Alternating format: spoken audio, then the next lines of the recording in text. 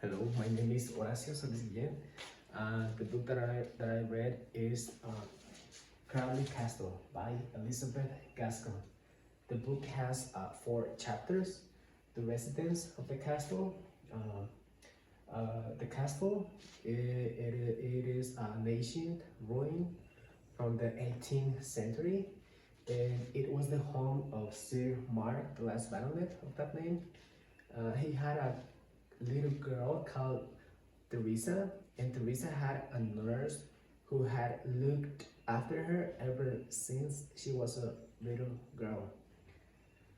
Uh, with them also lived uh, the Duke, who was Sir Mark's nephew, and he lived with them because his mother died when he was a little kid. And there also was a Bessie, who was the parson's daughter.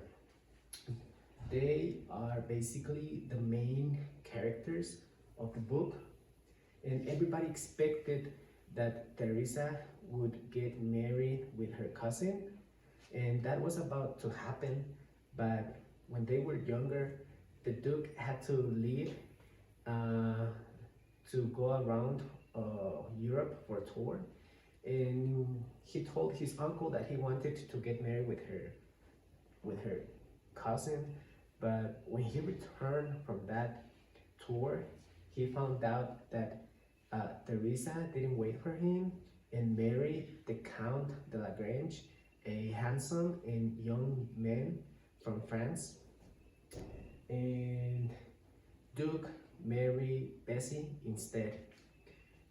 Duke and Bessie had a happy marriage, and they had 2 children, a daughter and a baby boy. And Teresa, in the other hand, she had a complicated and miserable marriage. The Count quickly spent all of Teresa's money, and he also stole all of the yearly that Teresa had.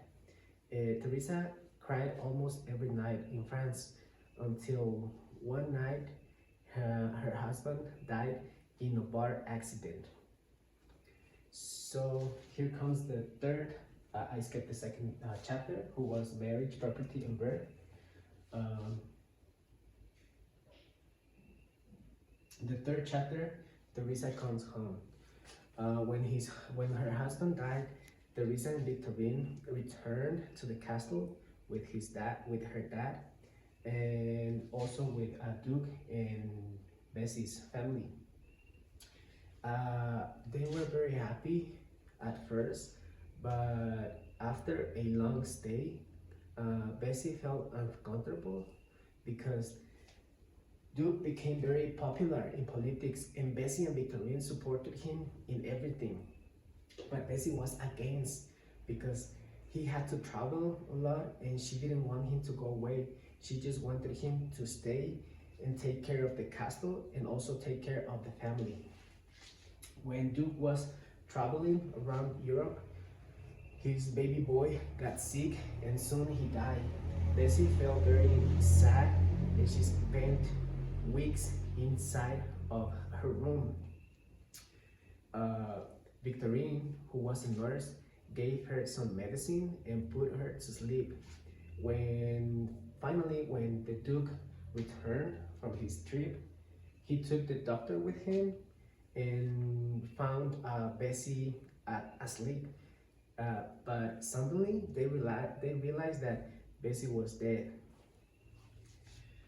And here comes the fourth and the last chapter, Victorine's secret.